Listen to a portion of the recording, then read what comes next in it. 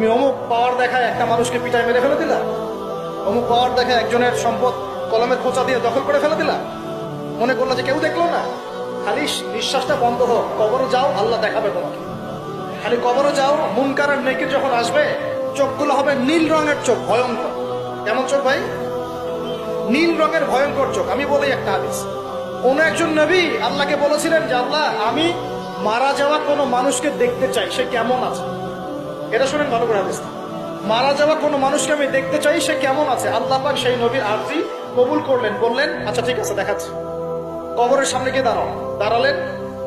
1000 বা 2000 বছর আগের কোন ব্যক্তি যে মারা গেছে তাকে কবর থেকে চিন্তা করা।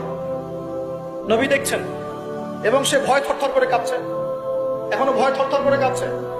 নবীজি আমাদের নবী নন, অন্য কোন নবী তিনি। সেই নবী বলছেন যে তুমি ভয় কাঁপছো কেন? তুমি কত বছর আগে ইন্তেকাল করছো, কি তোমার হালচাল বলো আমাকে। সেই ব্যক্তি বলছে আমি আজকে থেকে 1000 বা 1500 বছর আগে মারা গেছি। আমি ভয়ে কাঁপছি।